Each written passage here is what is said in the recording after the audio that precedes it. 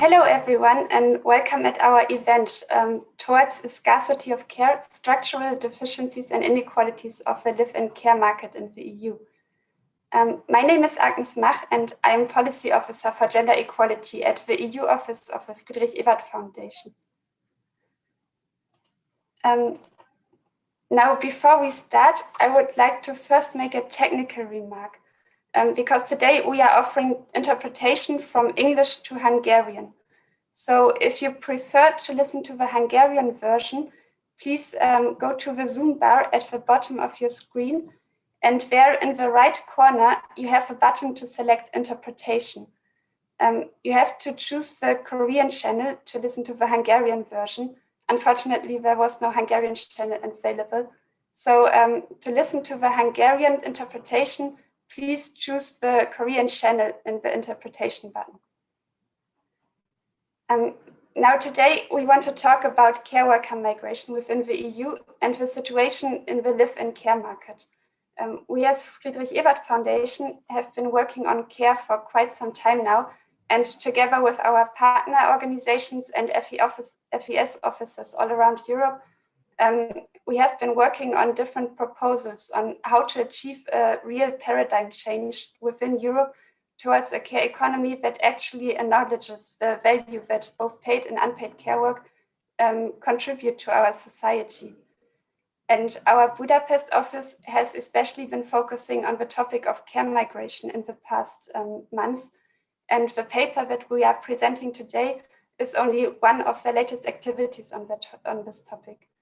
So I am very glad that we can organize this event together today, and we have a great panel with us to discuss the proposals that are made in the paper. But before I hand over to Esther to introduce the speakers to you and to moderate the discussion, I would first like to give Noemi the floor to present the paper. Noemi Katona is sociologist at the Hungarian Academy of Sciences Center for Excellence in Budapest, and together with Elena Zacharenko, she co-authored the paper that we are talking about today. She was also editor of the FES book on care migration within the EU that was published late last year.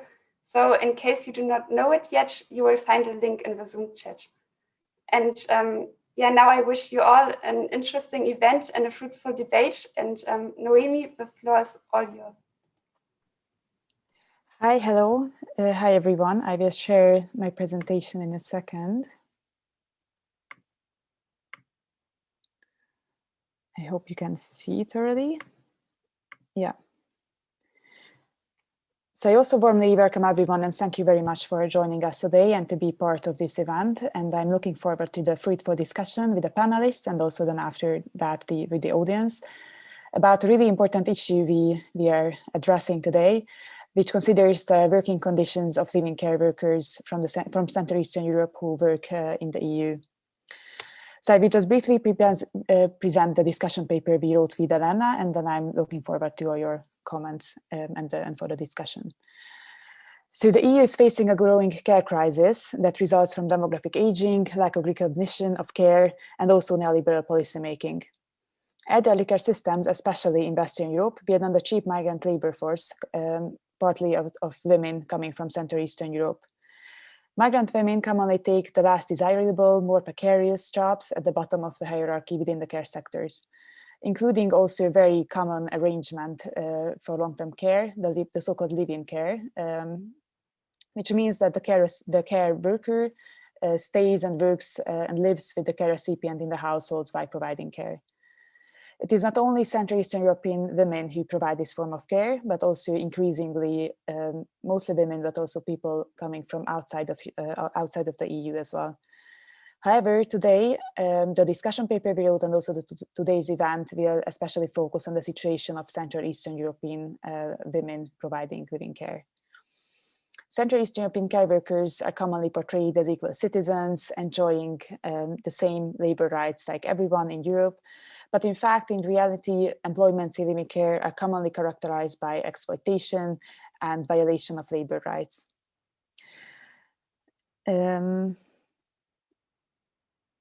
Yeah, so we would like to draw attention to their situation today, and also the regional inequalities which characterize these arrangements, and also to highlight that these arrangements and also living care draws on these very existing inequalities within the EU, especially as employers, including, or very often including recruitment agencies who employ the care workers in Western European member states, do take advantage of the more precarious situation of mostly female carers from Central Eastern Europe. There is a strong need to act on the EU level to improve the working conditions of living carers in the short term. Moreover, in the long term, there is also an essential need to find other solutions to cover long-term care needs, since living care cannot be a sustainable model for the long future and covering all these highly increasing needs. So new ways, new solutions should be encouraged, should be developed on the EU level and also on the member state level. So that's the purpose of today's of the discussion paper. But before we go on with the concrete recommendations and points of discussion for the EU and for the member state level, I would just like to briefly add some more information about the background of this phenomenon. A really important factor which lies behind the poor working conditions of living carers is generally the lack of recognition of the importance of care. Care work is often provided or has been traditionally provided by women unpaid within the families, which is also very common today, that women, especially female family members, care for their elderly within their homes, unpaid, uncompensated. But also the paid forms of care work are also very much undervalued, underfinanced, and very badly compensated. It's manifested in the fact that jobs in the care sector and generally care work is among the worst remunerated sectors within the EU everywhere. Also, care work generally and the care sector is generally very much underfinanced, since considering the constantly increasing long-term care needs resulting from the demographic aging, we see that state fundings are not keeping up with this change. So state funding dedicated especially to the care-related sectors do not keep up with this change and are stagnating and in some cases even declining. Another important factor is how living care is regulated on the member state level and how is that linked and how it causes a care migration within the EU. Generally, what we see is that there is a neoliberal policymaking that characterizes the approach towards long-term care at the member state level. This means a cost-effective approach and also policies, especially including cash for care schemes, which encourage private households to purchase care services. These different kind of cash for care schemes have advantages and disadvantages or have complex influence. On the one hand, they have been helpful to improve the regularization and the formalization of the care sector and also of living care forms. On the other hand, they have fostered precarious employment and also poor working conditions for living carers, because actually public authorities have limited control over the quality of the services and over the actual working conditions within the households. So this lack of control resulted for more precarious arrangements. Due to the lack of EU-wide and cross-border regulations, placement agencies can take advantage of migrant carers' weak position, and these agencies also commonly impose working conditions that are far from decent, and also commonly they apply arbitrary fees, which further reduce the payment of care workers. So these policies, the cash for care schemes and other neoliberal policies, result in a care system which is based on which further encourages the purchase of marketized migrant services for a relatively low price. And this system is actually further increases the regional inequalities within the EU and also causes care drain. So the demand of care workers in the countries of origin in Central Eastern Europe is also increasing, but these care workers actually are moving away from these regions. So there's even a further shortage of care workers in the region. So in Central Eastern Europe, this gap is filled up with even more cheaper labor from migrant care workers from the Ukraine, or also care work provided by women from lower social classes. However, living care arrangement, which is also common in the region, is not properly regulated in many countries, which results in an increasing black market or informal economy here. Living care workers who provide care in Western Europe have commonly experienced long-term unemployment prior to care migration, or are structurally forced to settle for more precarious working conditions. So they have a very weak, vulnerable labor market position prior to care migration. And while care migration and providing living care abroad may provide for them better income during those years when they provide care, actually it proves to be a dead-end job in many cases, due to the lack of professionalization opportunities. The quality of living care jobs is generally poor. Living care workers work in rotational shifts, commonly in 2 weeks periods, and only these working periods are paid, not the other 2 weeks when they are not providing care work.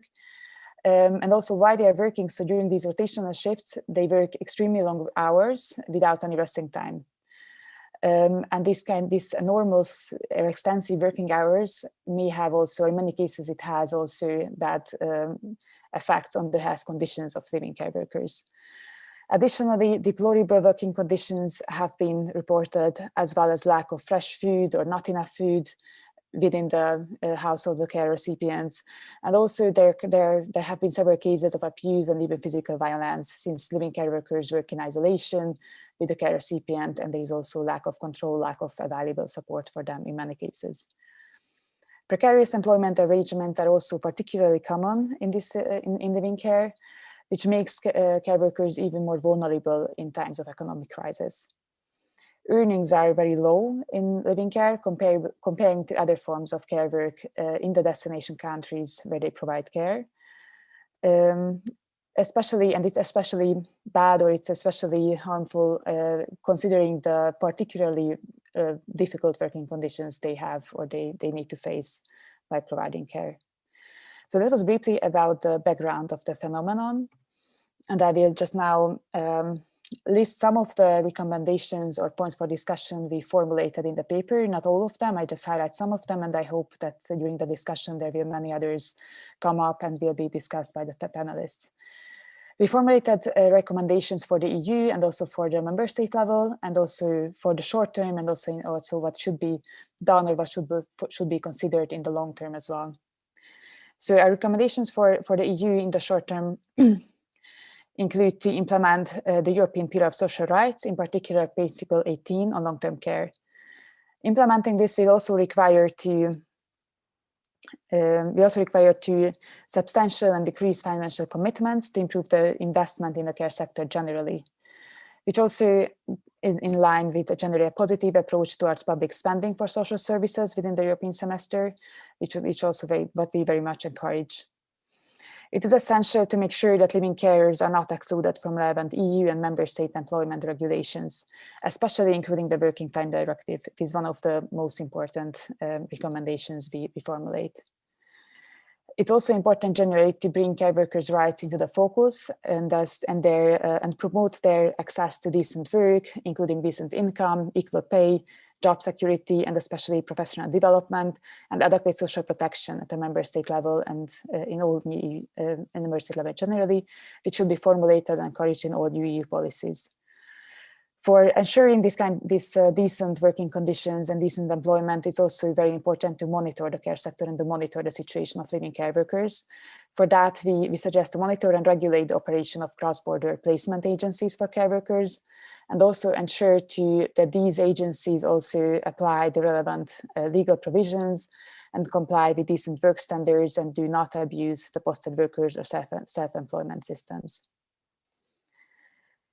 In the long term, we suggest generally to strive for an economy based on care, which means that in all aspects of the economy and social life are directed to the maintenance of care for the society and individuals.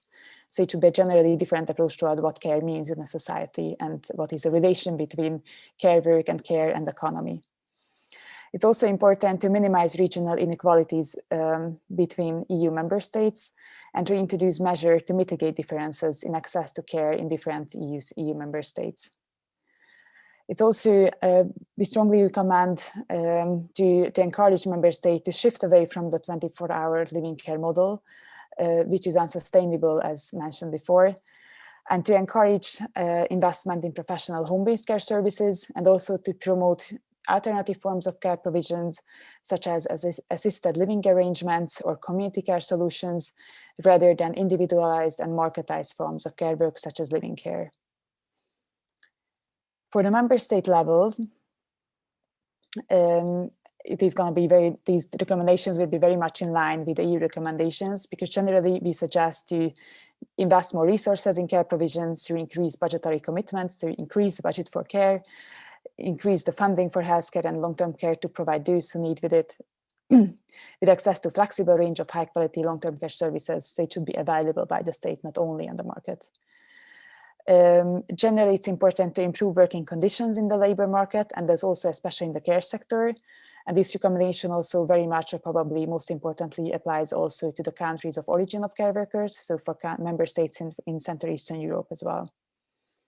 It's also important to improve the working conditions of living carers in particular, and for that it's essential to increase the formalization and the regularization of living care work. Another important point is to support the professionalization of care workers and to available trainings and other forms of professionalization, and to ensure that labor inspection authorities provide control for living arrangements. So monitoring and controlling the labor market in this sector is also very, very essential. And again, on the member state level as well, it is important to make sure that living care workers are not excluded from relevant employment regulations, including again, or referring again to the working time, but also other factors like social security, the right to freedom of association and collective bargaining. So it's also really important to enable and to support care workers to organize. So it's also another other recommendation to fund and provide support for self-organized group of care workers, and also other organizations, including trade unions, who support and represent their interests. Another important recommendation is to ratify the ILO Convention, so consequently also implement the issues named in the convention. In the long term, we have very similar, so these are basically the same suggestions we have for the EU level, striving for an economy based on care, and promote and provide other forms, other alternatives for long-term care, not only living care work. So that was all. Thank you very much, and I'm looking forward to your comments and feedback. Thank you very much, Noemi, for your talk and for presenting us the most important points from your paper. I can recommend to everyone to read this short, very dense, very intense reading. The link was already posted in the chat and under the Facebook event. So I would like also to greet everyone. My name is Esther Kovács, and I will be moderating the remaining 70 minutes approximately of this event. Although Noemi is Hungarian and I am Hungarian, we are speaking in Hungarian, in English, because of the live streaming, which is happening on the Facebook event page, but you can have the Hungarian translation under Korean in the interpretation section. And the event is recorded, so it's for everyone who wants to join later in the chat room for asking questions. Just be aware that it is recorded. And you can also rewatch the event afterwards. So what is going to happen now is I will ask our panelists to comment on Noemi's talk and on the recommendations and on the paper. Then I will ask Elena to comment or to react to these reactions. Then we will talk a little bit among ourselves in the panel, and then we will move to the questions of the audience. So I encourage everyone to ask questions either in the chat. So if you are in the Zoom event, you can put questions in the chat in English and in Hungarian, or you can post your question also under the Facebook event if you are not in the Zoom. We are collecting them, and I will ask our speakers. And if you have some very specific question to one of the speakers, just address that person concretely, that we better know. So that's so far from me, and I will ask now I will introduce our speakers and ask them to comment in 3 or 4 minutes. So just very briefly, a first comment so that everyone can see their standpoint. First, I would like to introduce Dora Bolfa and Cornelia Aigas, who represent the NGO DREPT, which is an NGO in Austria representing migrant care workers from Romania. They are care workers themselves, and they organize the carers around carers' rights in Austria. So I would like to ask Dora to tell us her comments. You can switch on your video and your micro. Hi. Hi. Hello to everyone. And thank you for this invitation. My name is Dora Anelita Bolfa. I come from Romania and I've been working as a live-in care worker in Austria for the last 60 years. I'm part of the DREPT organization and we fight for better and fair labor rights for all migrant live-in care workers in Austria. As an organization, we want to first congratulate the researchers for touching on so many aspects of this industry. We welcome the paper because it talks about many of the challenges that we face daily as migrant care workers in the live-in system of home care. We are especially happy the paper addresses the issues with placement agencies. This is a huge problem for us migrant care workers, and one of the most important issues we address through our work as an organization, as most cases of exploitation and abuse involve directly the placement agencies. We believe this issue deserves a lot of attention, especially on a European level. We call on the EU to step in, ensure us protection in the European transnational live-in care space, and mandate that member states clearly regulate the attributions of placement companies, what they can do, what services they provide, what they can charge commissions for, how they can be held accountable in the context of transnational work mobility. Although we are working in Austria as self-employed, this is a false self-employment, as we are completely dependent on placement agencies for our clients. One of our biggest obstacles for a decent pay and proper working conditions are the placement agencies because they decide our compensation, choose our clients, and dictate our shifts, and we have no access to these negotiations. We are forced to sign abusive work contracts, mostly under intense pressure. Most of the time, these contracts are written only in German, and more often than not, the care workers' proficiency in German is not sufficient for them to be able to understand and negotiate the contracts they have to sign. This makes us vulnerable to further abuse and exploitation. We believe this is a matter of justice. The paper references language barriers, and we want to make it clear that this is a significant issue for our colleagues in the transnational live-in care industry. Our contracts are provided only in German. This makes it very easy for care workers to be exploited. We want mandatory bilingual contracts for migrant care workers in our mother tongue and in a language of the receiving country, so we can better negotiate our labor conditions and refuse abusive clauses in our contracts. Placement agencies charge commissions whenever they want and for whatever they want. We demand that commissions are paid only once, when they make the match between the caregiver and the client. Placement agencies impose transportation, which mandates that care workers only use the transportation provided by the placement agencies. There have been cases of colleagues who have been abandoned in gas stations or worse, who have had major accidents because the drivers were too tired. We don't want to risk our lives anymore because placement agencies bind us to their transportation schemes, and the list goes on. We know some issues are already mentioned in the paper, are included in the recommendations, and we are happy about that. However, we want to go on one step further because we believe this issue deserves more attention.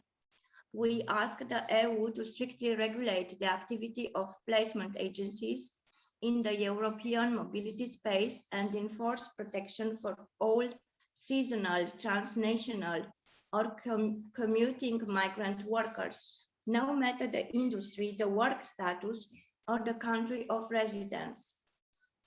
Labor protection must be an essential right ensured structurally and consistently within the European labour market. We support the recommendations to improve working conditions in sending countries, especially increasing the minimum wage, reducing the number of work hours, improving working conditions, not just in the public and private sectors, and facilitating access to join or create unions. But these benefits are not accessible to us, care workers in Austria, as we work as self-employed. We demand the same structural solutions and equal social protection also for us, care workers in Austria. In conclusion, we believe European Union action is needed badly and urgently, especially around having a common definition and common standards for live-in care workers, protections regardless of employment status, focus on our rights and acceptable labor conditions like proper pay and time off, and regulating intermediaries, brokers to eliminate abusive contracts. We believe that if the EU is serious about addressing these abuses, develop a long-term care initiative in 2022 and wants to develop evidence-based and effective policies, it must involve care workers themselves and their organizations in the design, monitoring, and implementations of measures, and it must come up with formal cooperation protocols and adequate funding for us to do this work. Thank you very much. Thank you very much, Dora, for your very, very important comments. I think it made one more time clear that this narrative that cross-border care is a win-win situation and everybody should be happy is a bit more complicated. But we often hear that, it's good for everyone because there is an affordable care for old people in the West and very good jobs for people coming from the East. Whereas what you were just telling, it's a lot of exploitation and injustice involved, and the remedies should also look at the sending countries and also the agencies. So thank you very much. We will discuss this further. Now I would like to introduce Adam Rogalewski, who is a policy officer at the European Public Service Union, the European umbrella organization for trade unions in the public sector. His focus lies on long-term care, and he managed to bring the topic of living care on the European agenda by initiating an opinion in the European Economic and Social Committee on the rights of living care workers. So I ask now Adam to make his comments. Thank you very much. Esther, do you hear me? I'm supposed to hear me, otherwise you'll be saying, yes. No, you don't hear me. So I'm Dr. Adam Rogalewski. I'm responsible for health and social services in the European Federation of Public Service Unions, which represent workers in the public services and in the health sector. And I would like to use this opportunity to mention today that today we have International Public Service Workers Day. So for all of the public service workers, I would like to express my congratulations and support for the work that they are doing in this very difficult time of the pandemic. And it's also important to underline that the living care workers and care as such is an important part of the public services, and the living care workers and the colleagues who were speaking before me are delivering the public services, are filling in the gap that actually exists in the public services, in the social care, to look after the older population. I very much welcome this discussion paper, which is based on a lot of research that was conducted in the area of the living care workers or domestic care workers, but it's actually going further in terms of collecting the recommendation and proposals to address the issue of the living care workers, but also to urgently improve the working and living situation. Let me first of all start with why do we have a growing phenomenon of the living care workers. We know this very well. There was neoliberal tendencies in terms of the privatizations of the long-term care, but also social services. There was also like lack of total, in many countries, ongoing lack of investments in infrastructures, trainings of the health and social care workers.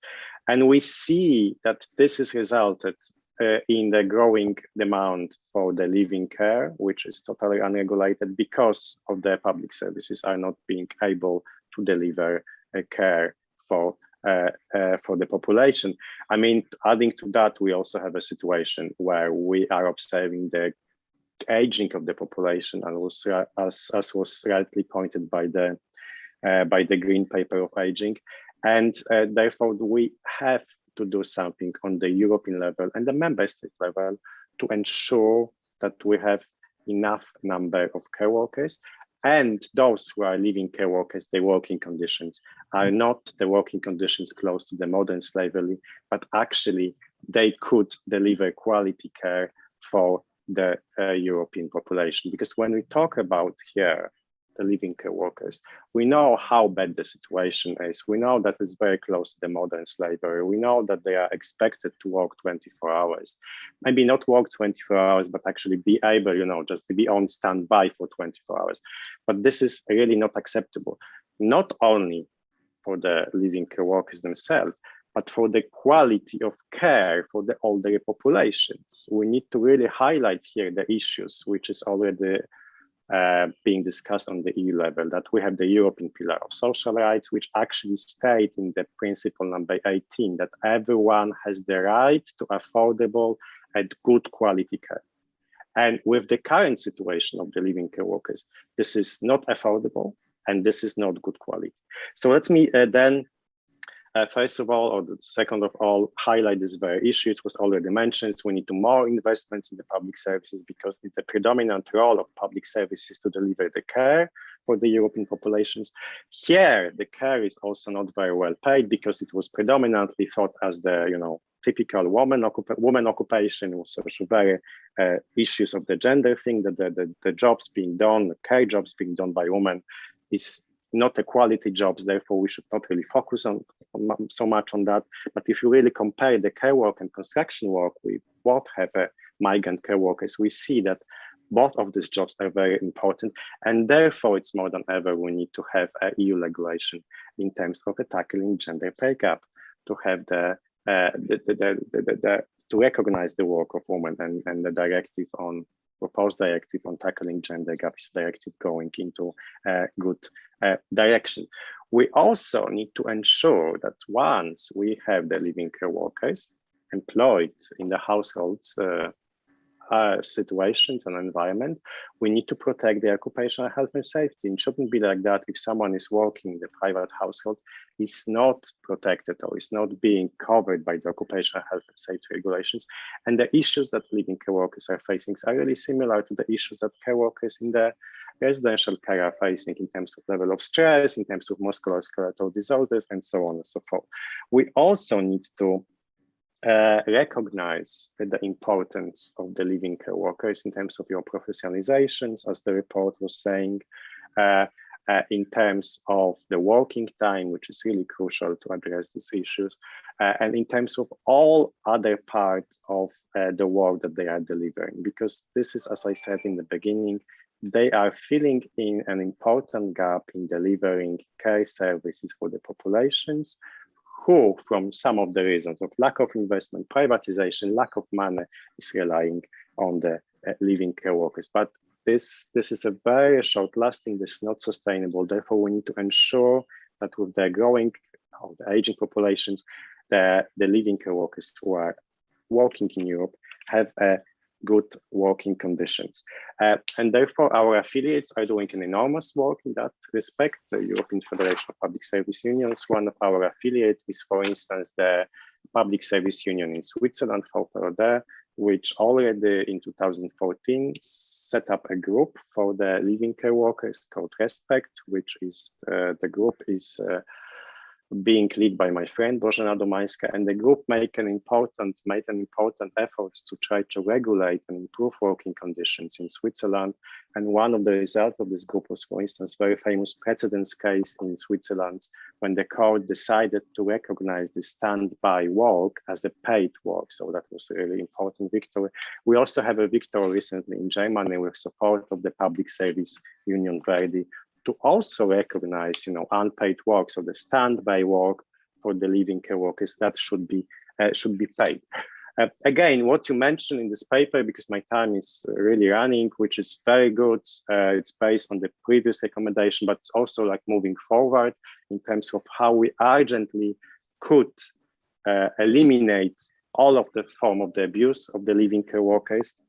So first of all, exactly, we need to put the pressure on the member states to ratify the conventions. That's the first step, the Convention on Domestic Workers, along with the recommendations, because the recommendation involves some of the important part of supporting living care workers. We need to have a collective bargaining. We have some sort of good positive examples of collective bargaining for domestic care workers, like in Italy, in Switzerland as well. But we should really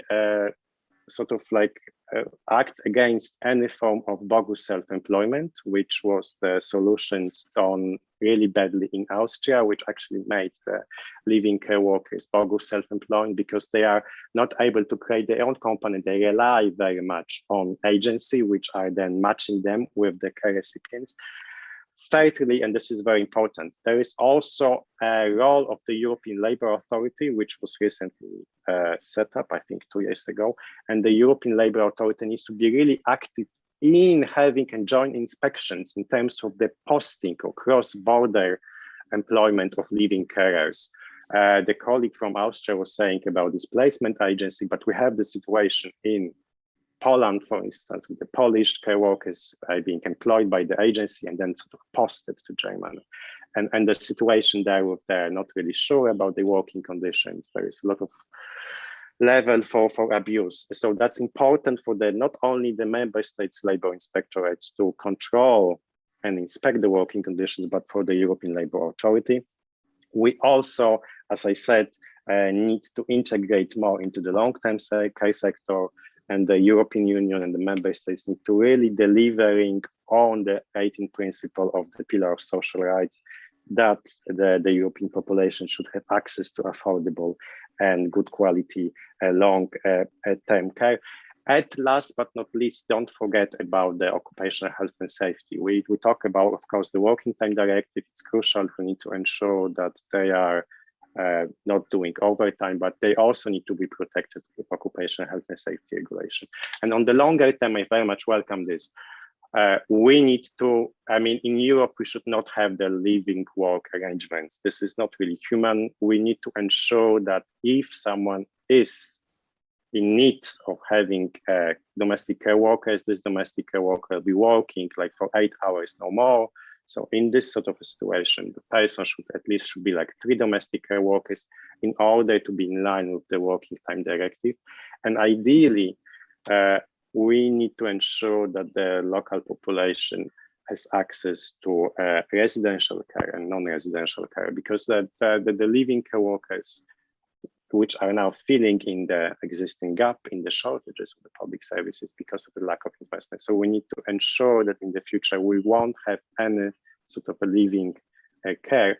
We will rather have sort of solutions where there will be care worker could stay for like a night or couple of nights, but it won't be sort of binded to a care recipients to live with this person for 2 weeks or 1 month, because I think it's really inhuman. So I think I very much welcome this long-term solution in terms of eliminating this sort of employment.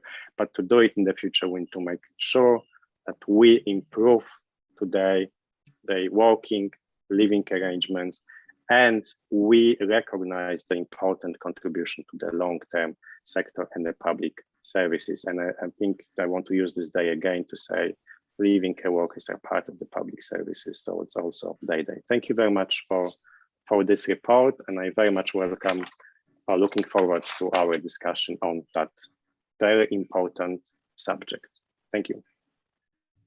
Thank you very much for your very important comments, also from your experience and your expert knowledge, and which also showed again that how systemic, how big this problem is, that and how the conditions among which the migrant care workers fill in the gaps of the Western welfare states is far from good. And you mentioned plenty of levels where the situation should be addressed. So I know you also mentioned several times the European Pillar of Social Rights of the European Commission, which brings me to introduce our next speaker, Katja Riegler, who is a policy officer in the unit Modernization of Social Protection Systems in the Directorate General Employment of the European Commission. Her work focuses on long-term care, particularly the workforce in this sector. So I'm really glad that you are here with us, and you also have some minutes to tell your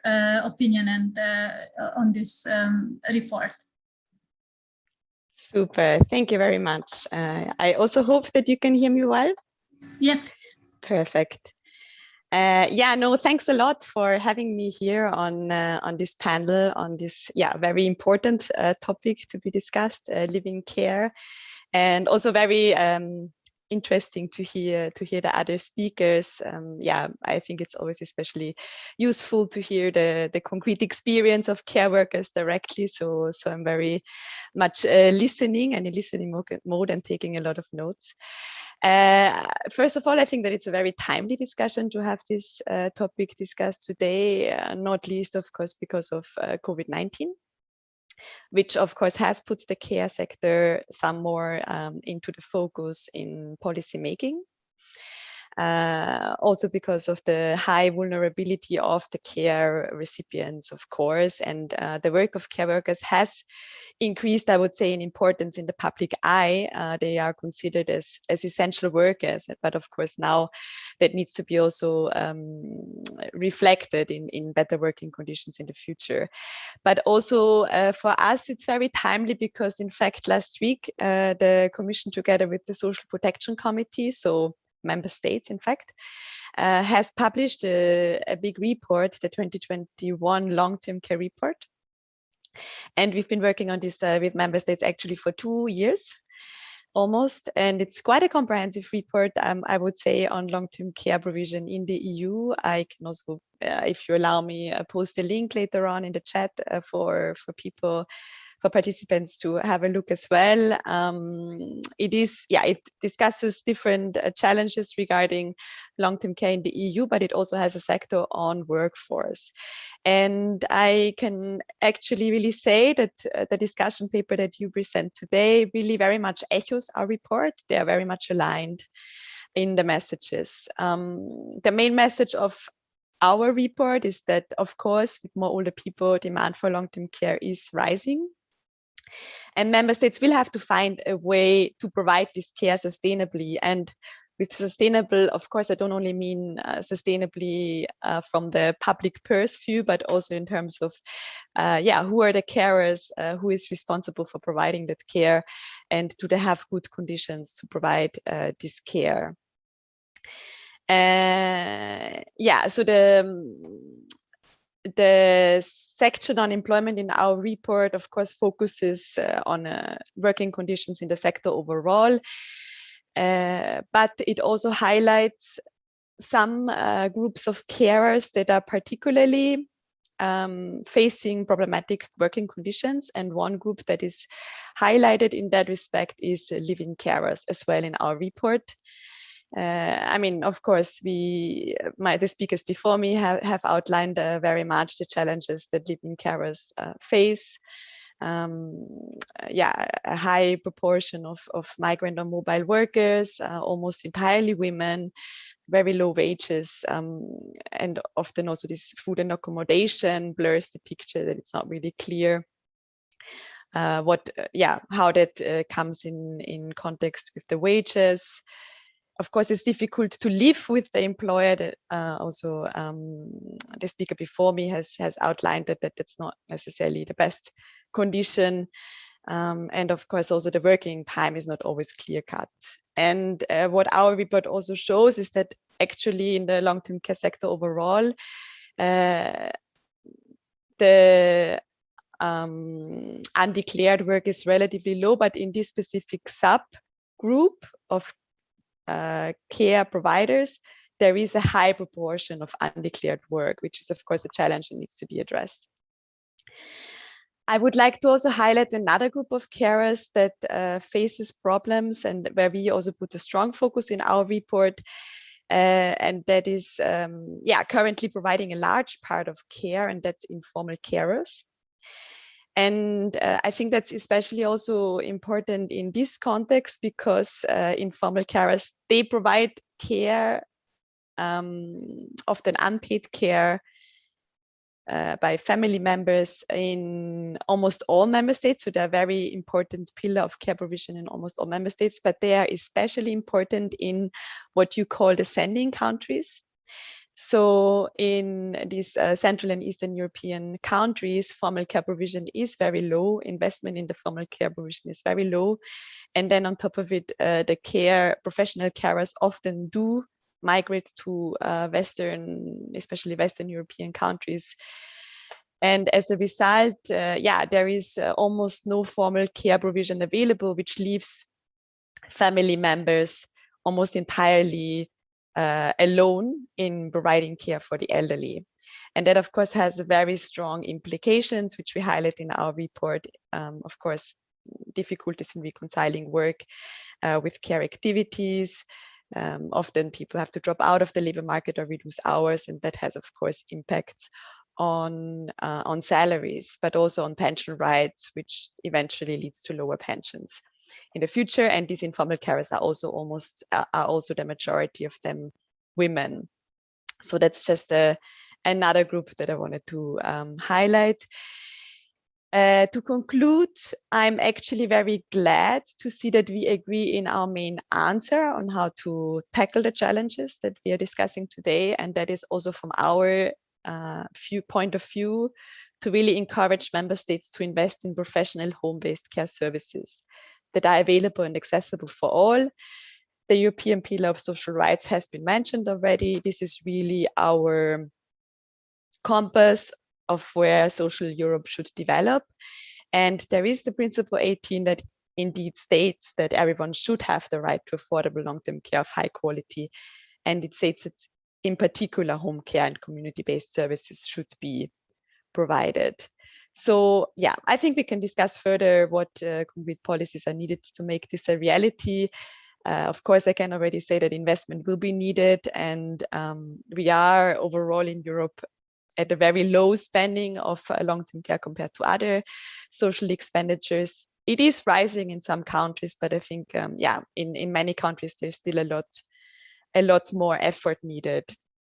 A final point, I would really like to thank you to put your resources in this important topic. When we were writing our report on long-term care, we've really also found that there is a lack of data on long-term care and especially on living carers. So yeah, I really thank you for that important work that you were doing. And now I look forward to a discussion. I'm sure there will be many interesting points. Thank you very much. Thank you very much. We are very glad you joined us, and you introduced also this report. My colleagues are already putting in the chat and in the Facebook event all the links. So if somebody is interested in knowing more in detail about these very important documents, which lead to more and more actions, they can read them. So now I would like to give the floor to our next speaker, who is a member of the European Parliament, Radka Maxová. I'm very glad you could join us. You are known for being very vocal about care issues and gender equality, and especially from the perspective of those who are cared for. So I would like to ask you to present us your comments on the report and on the way forward. Thank you very much, Esther, for the floor. And thank you so much for organizing this great conference, highlighting the importance of care and the uneasy situation of carers. As it is pointed out in the paper, underpinning today's conference, care work often goes unrecognized as work. It continues to be provided as unpaid labor by family members, predominantly by women, who juggle full-time jobs on the side. It is absolutely necessary to recognize the informal care forms as cornerstone of all long-term care in Europe, and its importance has only increased in the recent years as progress has been made in the institutionalization. We must not take our careers for granted. I have long waited for informal carers to be recognized as care providers and have adequate social rights and payments. Yet even that is not a silver bullet. Care remains undervalued and care work is among the worst remunerated sectors. In this regard, I think it's very important to recognize the negative impact that care sector has on pay equality, as it is mainly women working in these poorly remunerated sectors. Furthermore, women who perform live-in care work in private residences are especially at risk of gender-based violences and sexual abuse. As a co-chair of the MEP Alliance for Mental Health, I am also very well aware of the fact that the working conditions common in the life in care work sectors can have a devastating impact on the workers' mental health. The mental burden on care workers even further increased during the COVID-19 pandemic, and without taking appropriate measures, it may have long-term consequences both on workers and on the sector as a whole. In addition, in particular, migrant carers who are at stake in today's discussion can be more likely to experience exploitation as they lack social protection and face language or other barriers, and it is therefore crucial to take an intersectional approach when focusing on the deficiencies of the sector. To conclude, I welcome the recommendations set out in the discussion paper. I believe it is necessary to invest into the care sector in order to recognize the incredibly important work of all care workers and to give them the pay they deserve. I believe we must also support forms of care that are sustainable and promote decent working conditions that prioritize workers' mental health and promote the transitionally so that migrant workers are not excluded. Once again, I really appreciate the findings and recommendation of the presented paper. I agree with most of them, and I definitely will take them into consideration in my work as a member of the European Parliament. And I think that our goal should be European strategy for careers for long-term careers. Thank you very much. Thank you very much for your important points, and I think you once more highlighted also the gender aspects of the issues and the mental health part. So not only are the care workers, including the living care workers, completely exploited, but very often face these challenges under the exploitation, which harm also their mental health. I'm really, I think we are having a very dense event with very, very important points raised. Now I would like to ask Elena Zaharenko, who is the other co-author of the paper, to respond to some of your raised comments, questions. Of course, you don't need to defend the paper. There is nothing to defend on because it is a really concise, important paper. But if you have additional points also with regard to why we talk about West-East inequalities, why all these questions which were raised by the other speakers relate to regional inequalities, and what you see as the way forward, or why we say, why Dora said that the working conditions in the sending countries should also be part of the long-term solutions, or why the situation of the care sector is like one of many sectors where East Central European workers are exploited in, but I leave you to respond the way you see it right. And during the minutes while Elena is answering, I encourage our audience to ask questions or write brief comments in the chat section, either here on Zoom, or if you are following us on Facebook, then under the Facebook event, so that we can ask our speakers to comment on them. But now the floor is yours, Elena. Thanks so much, and thank you everyone. Thank you to the other speakers for your contributions and your comments. We're really pleased to hear that that the paper is sort of causing this discussion, but also seems to respond to the pressing issues with regards to this topic.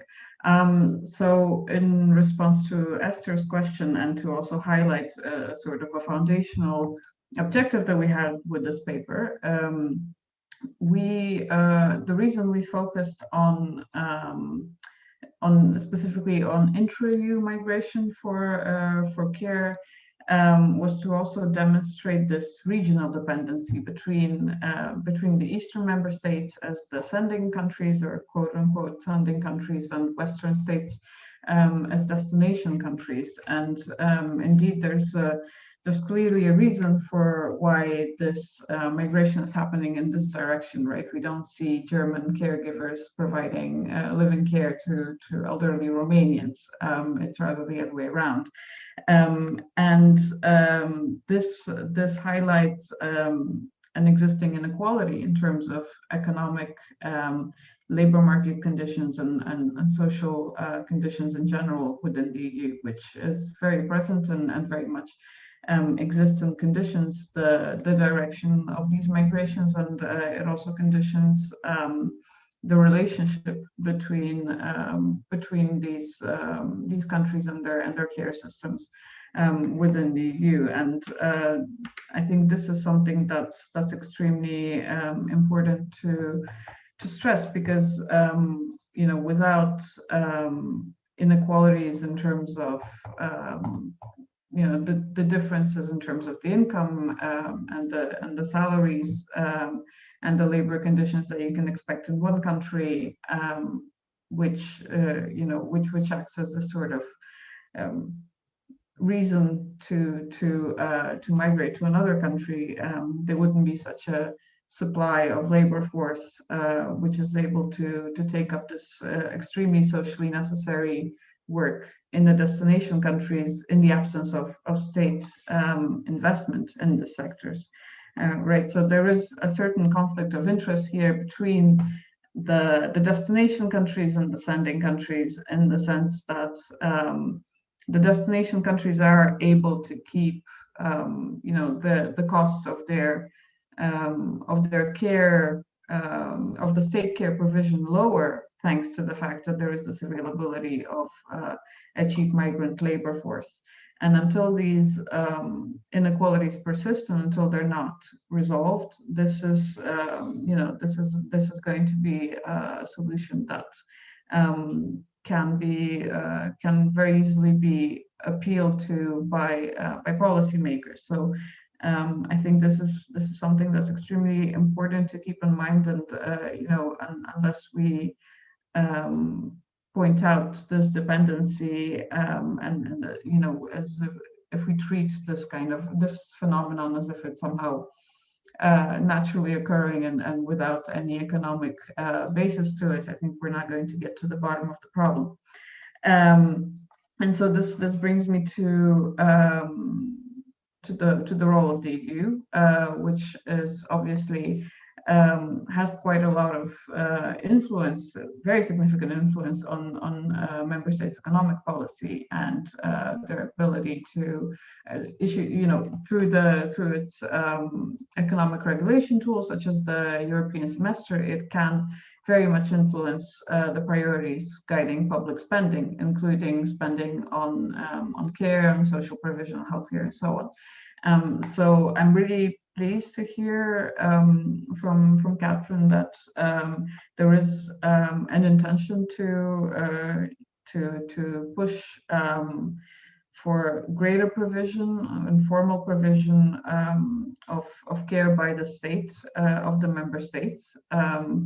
So hopefully this will also translate not only into the sort of the social policy recommendations, but also into the macroeconomic recommendations and policies such as the European semester country-specific recommendations, which actually guide this national economic spending. And of course, given the new focus on recovery and resilience with the Next Generation EU budget, that's also something that perhaps should be promoted within that framework. Because unless we're really tackling in this way also the poor labor market conditions in the eastern member states, this issue will continue persisting, not only in care, but also, as Esther hinted at it just now, of course, there's seasonal migration and labor migration for a whole variety of sectors, notably also agriculture from east to west, which the Western member states benefit from economically due to the cheapness of the labor force.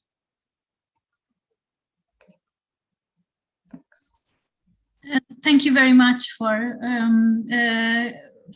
bringing in again new aspects or deepening this East-West dimension of the problematics and how it could be tackled on the EU level. Now I would like to encourage all our speakers to switch on the videos.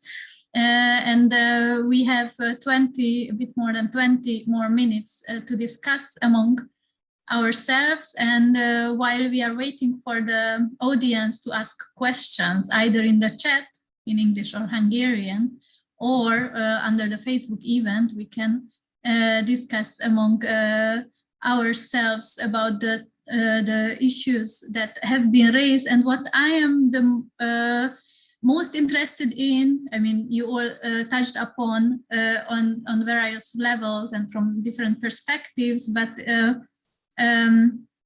how can we expect the EU to act? So that is what are the political opportunities in the short term? I mean, you mentioned the European Pillar of Social Rights, the European Commission's new report on long-term care, or that there is this promise that until 2022 there will be a long-term strategy for long-term care on behalf of the European Commission. So how you see the chances and who should do what for make that political change? And I ask any of you, you can raise your hands and comment. Adam and then Catherine. Okay, first Adam. No, I think Catherine was first because it's okay, the questions then, to her. Sorry, so I was then too slow. Yeah. So I have a question to Catherine to want to use this opportunity, because we have these national recovery plans being adopted, and it's a lot of money coming from the next EU generation now. And I think it's important that those money are also spent on public services, and in particular on long-term care. because as we know, the living care workers are very much connected to delivering the non-residential long-term care. So do you know, maybe Catherine, if the member states were asking in this recovery plans to spend those money, or better to say invest, because it's investments, those money in terms of improving the long-term care services or facilities? Because I know from Poland that in the Poland recovery plan, they really want to spend this money on having hospitals, local hospitals, but also training. So it's important for the member states to invest in training, and then they could probably spend some or invest some money in working conditions, in salaries of the carers. So I think that's an important opportunity, the Next Generation EU, to start to invest in working conditions, in facilities, in residential care, so in trainings as well for the workers, care workers in long-term care. So that's my question to Catherine. Thank you. Yes, so you can answer to my original question and also to Adam's question now. Okay, thanks a lot. Thanks. No, thanks for the question. I think it's it's a very important one, and definitely, I mean, from our side, we very much encouraged member states to really use this opportunity, which is kind of a unique opportunity to really make quite a substantial amount of investment available to really invest in particular reforms in long-term care systems.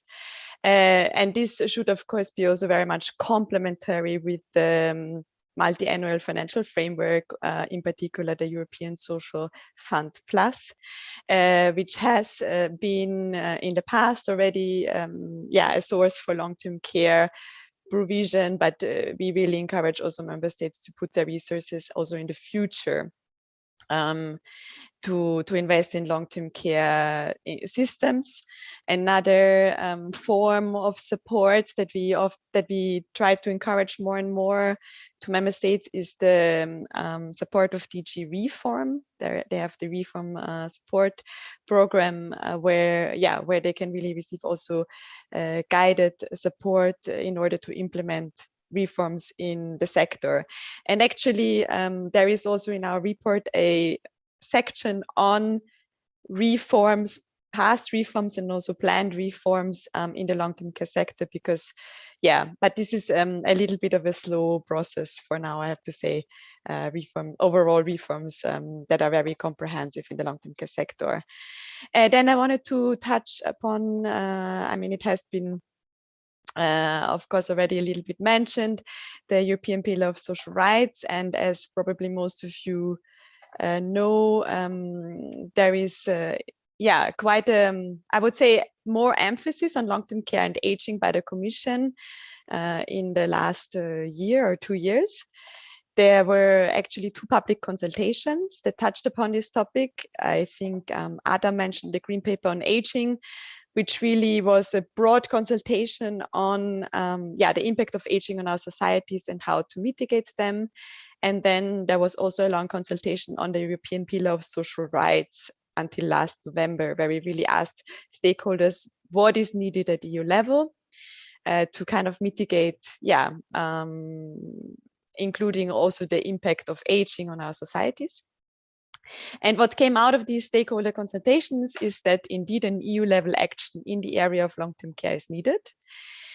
And in March this year, the Commission has actually published an action plan on implementing the European Pillar of Social Rights, and it announced, in fact, an initiative on long-term care for the year 2022. And it will set the framework for policy reforms to guide the development of sustainable long-term care that eventually ensures better access to quality services for those in need. So it really aims to implement Pillar Principle 18 in order to really make sure that formal services are in place that are also accessible and affordable for everyone. yeah, and it will very much build on the analysis gathered in our report, but also in I mean, the reports that you have provided. And we are currently still very much in brainstorming mode, what this initiative could entail, but a workforce will be considered in one way or another.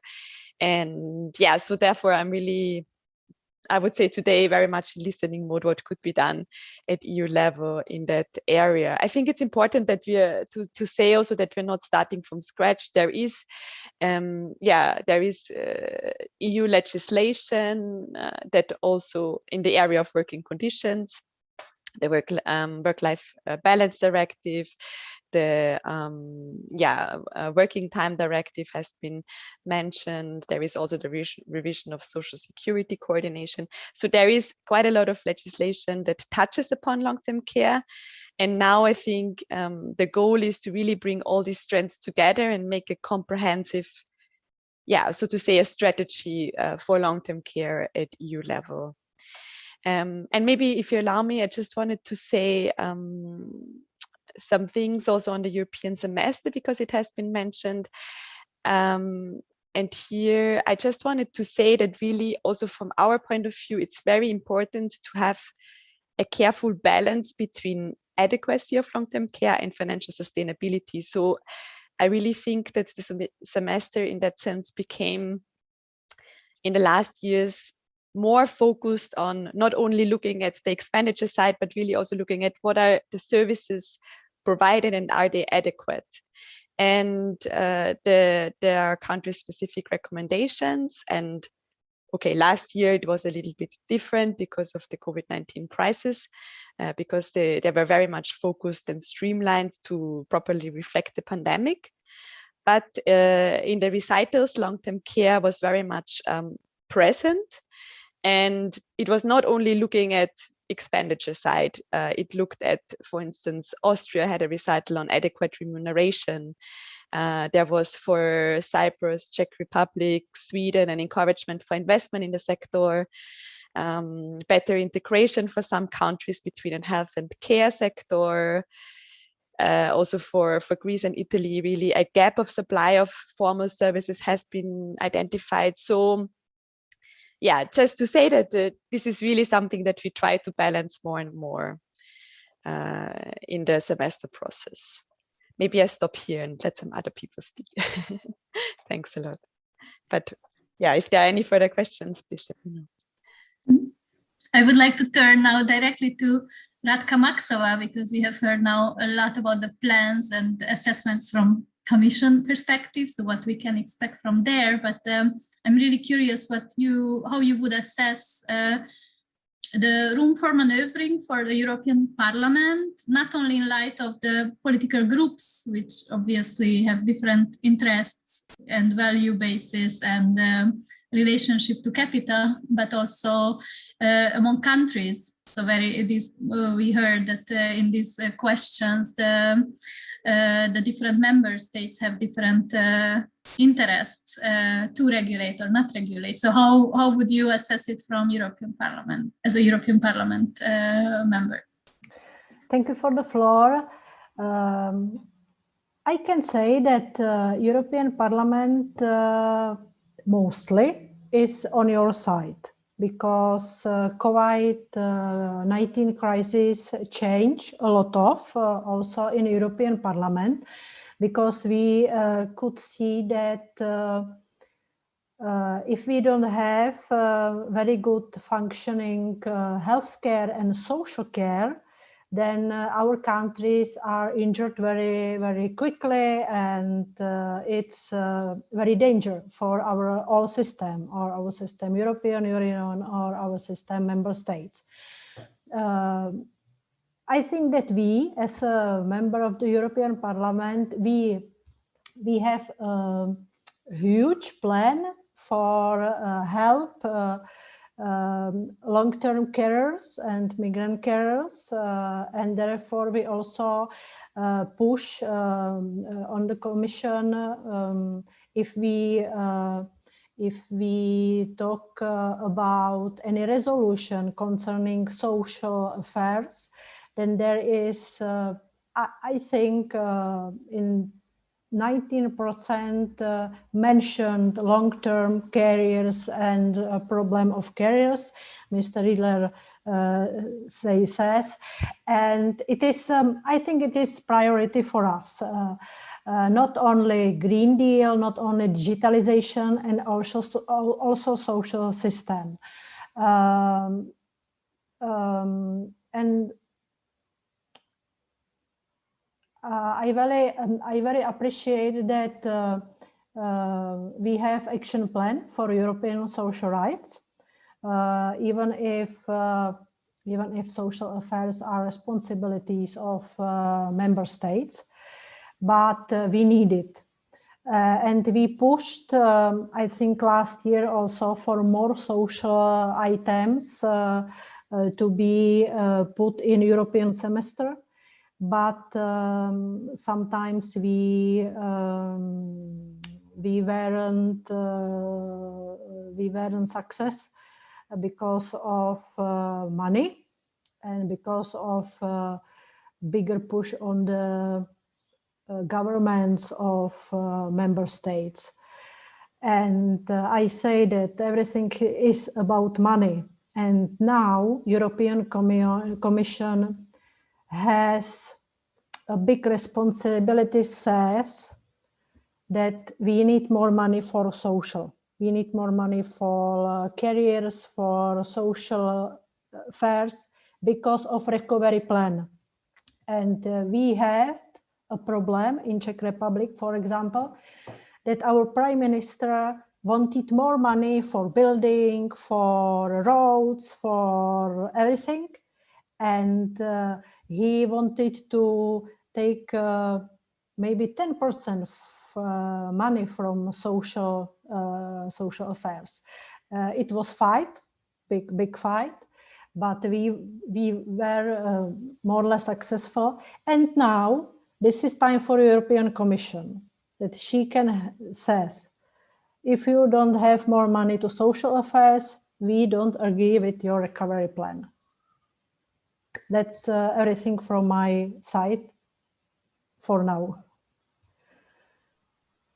Thank you very much. And also the last example, how things which are decided or are suggested on European level are then somehow boycotted or implemented differently on member states level with in member states which don't treat care and the social sector or the public sector more generally as a priority, which is the case in many countries, among others in Central and Eastern Europe, which are then the push factors for care workers for leave the countries, even among exploitative working conditions. So everything is connected. Now, I think Adam wanted to say something, but first I would like to ask Dora, because you are representing an organization that defends the interests of East Central European care workers in one of the countries which very much relies on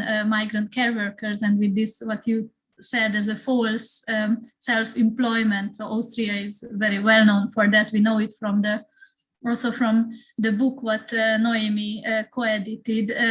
So basically, what would you expect as in terms of being included in policy making and strategizing from the European institutions? What would you further highlight towards European institutions?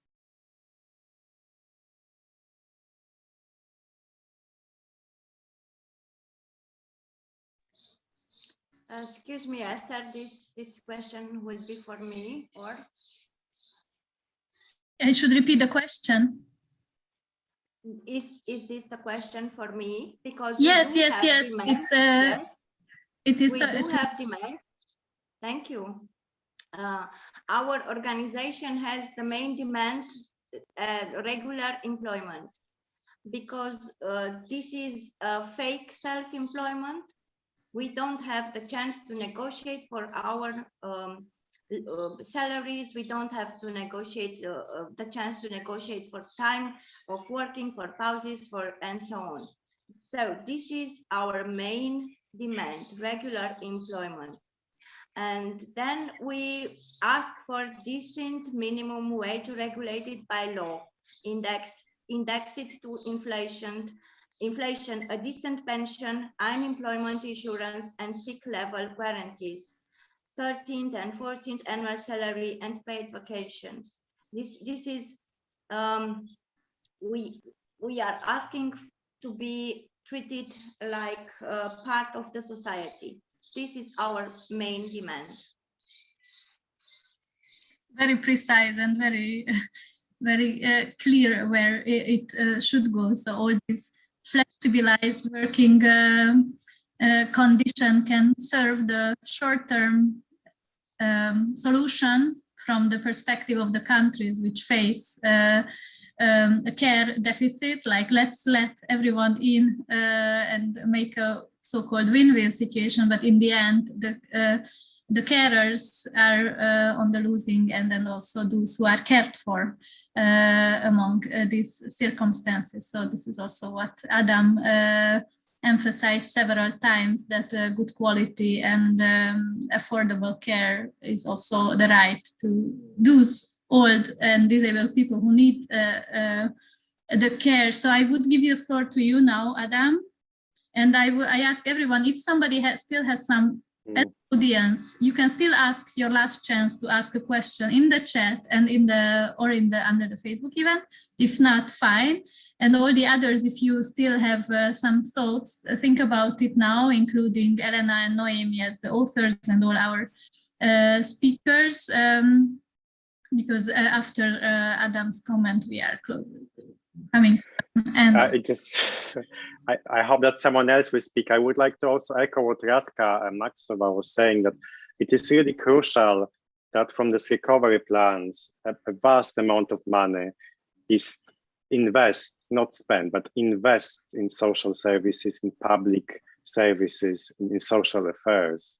Of course, digitalization, climate change are important, but we are facing the aging of the populations, and we need to really ensure that we have enough number of healthcare workers who are trained, because we already see, there was a previous report, if you look at some of the occupations, we are seeing the increased numbers of vacancies in the health and care sectors, and we really need to ensure that we have enough number of workers and workers in long-term care, but also, just at least those living care workers. Secondly, we need to have a change to approach to care. So we in EPSU are calling for the integrated care, which is important. So integrated healthcare from the child care, primary care, secondary care, hospital care, and then elderly care. So we need to look how European Union and the member states will provide the care and health for the people through their whole life cycle. So the pandemic showed it very, very good in the beginning. There was no, protective equipment for the long-term care people. Therefore, there was a lot of deaths because member states were focusing on the health and hospital. That's true, but we also need to focus on the long-term care. And final comment, which is really important. We have this now debate on the Future of Europe conference happening. One of the topic is also health. And I think that should be also a topic for you, for Friedrich Ebert Stiftung. We are happy to do it with EPSU as well, the European Parliament, Radka Maxova.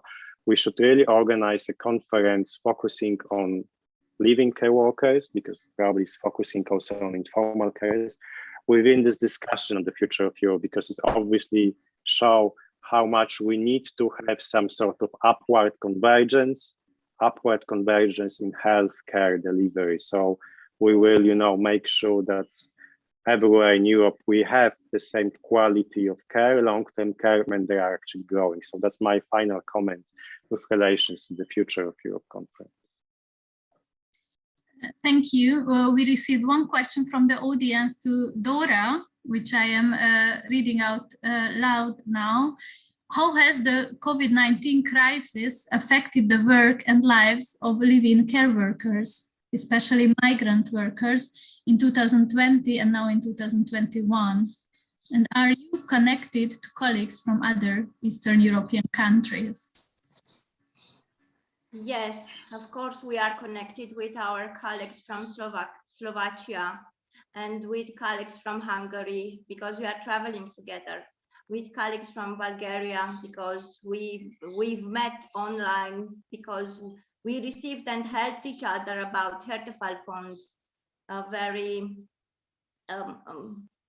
a kind of help, a financial help, which Austrian offered to people who could not come to work during the pandemic. I can tell you one word: it was awful. It still is awful, because the psychical consequences are very bad for us. We lived in a very great fear. We were split in two, part of us in Romania with no perspective of earning some money, of paying for regular costs and so on, and the part of here, never knowing if they will be able to come back in their homes. And the part which was here received absolutely very, very small support from the families, from the agencies, from the, I don't know, from the state. We are connected with our colleagues because we are having community groups and we are talking each other. We tried to stick together and to help each other, and we are still doing this. And we are informing our colleagues, and we are offering counseling for our colleagues, and we are trying to do political lobby in order to be seen. And pandemic helped us to be more united, but pandemic was really awful for us. This is the word, awful. I cannot find another word. And of course, we are in touch, not only because not only Romanian live-in carers, but also we are in touch with our colleagues. We spending our breaks together. You see, this is the time where we can join and see each other and talk about our problems. But we are talking only between us. There is no place where we can put our problems to be seen. So thank you very much for this opportunity to let me speak and to let us problems to be heard. We thank you so much for joining us for this event. So before we conclude, I will in the very end, I will give the floor to our authors, Elena and or Noemi. But before that, a last word to Radka Maxová. Very shortly, thank you for the floor. It's a very nice idea to organize a conference concerning long-term between when Conference Europe, because I am one of the members from European Parliament. And if it is okay for you, we can be in touch and try to organize a big conference concerning long term. With Dominika, my assistant, will contact you and we can try to organize, because I also ask for to be member of social panel for discussing, and it's the right floor for this our activity. And also I thinking about is that the other thing, we need to change thinking about long term for our governments, because our governments thinks that it is about only spend money, but it is also about save money for health and social system if we will support carriers, informal carriers, migrant carriers. And I think it is also one recommendation from my side that we need to talk about it, that it is save money, not only spend. We need to save and invest. Thank you very much. We need to save and invest. I would like to ask Noemi and Elena to conclude and give them the floor for the last words. Also related to Radka Maxová just said, in also what are the long-term changes needed. And I mean, you were very courageous in your report to propose some long-term strategies that need what are the things which need to be rethought, also about live-in care not being a sustainable solution, but also about the economy, which really needs some very, very important changes. Can you maybe go into this direction in your closing remarks? What we dream of? Sure, maybe I can start and then pass the word to Naomi. And again, thanks for all the comments. I think you know, especially in view of many discussions about the EU being a community of values, I think we have to make sure that it's a union of values on every level, ensuring the rights also of workers for all from all EU member states to have a level playing field and to have you know, decent working conditions wherever they work. And I think I'd like to echo what Dora was saying, that there's really a need for the EU to step in and to make sure that you know, if we are this community that allows the free movement of labor across its borders, then the labor conditions should be good and decent wherever you go, and the labor conditions of the host country should apply. And this is you know, this is something that's actually quite a radical call, because it's even the sending countries' governments that oppose this kind of approach, right? For example, the Polish government seems to have made a very strong selling point of Poland, the fact that it can send cheap labor abroad, and worry less about unemployment at home, for example. So this is a very strong potential role for the EU to, you know, to want to reform the care system and to ensure that there's care provision that is of good quality and decent for everyone who needs it, but at the same time that secures good working conditions. And secondly, to ensure that the underlying conditions which cause this labor migration and due to economic inequalities is eradicated, and both of these require long-term political and policy changes that are quite profound. Yeah, thank you very much for the really exciting event. I was very happy, and not just only happy, but really inspired with all the comments you gave and all the ideas. And I was also really happy to hear that that many ideas and many opinions were very much in line with each other, and also in line with what we have also raised and suggested in the discussion paper.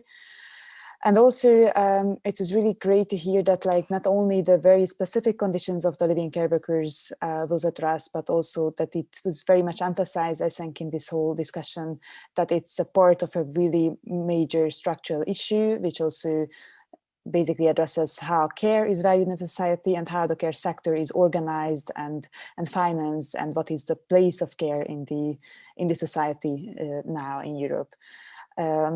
And I won't go into detail now with more concrete suggestions, like what other alternatives should be provided. But I think it was, for me, definitely a very clear message from many of you that that living care is not the sustainable form to continue with it, but we need a structural change which also has an effect on how care is provided, and that decent working conditions are provided in the care sector everywhere and for everyone and by every worker, included in the sector. And I'm also very much looking forward to other events and further discussions, conferences, and any kind of cooperation regarding not only the situation of living care workers, but also generally how to reorganize and value more the care in Europe. So thank you very much from my side as well. Thank you very much once more to both authors for this very rich report. I recommend all our audience to read it, and I thank very much to the Friedrich Ebert Stiftung for organizing this event and providing this platform and to bring together all different voices and perspectives on this very, very pressing issue. And it seems that on European level it is getting momentum, and let's hope that it's gaining more attention, and that in the longer run changes are possible. So thank you very much, Dora Bolfar, Radka Maxova, Katrin Riedler, and Adam Rogalewski for being with us today, and let's continue and let's fight. Thank you.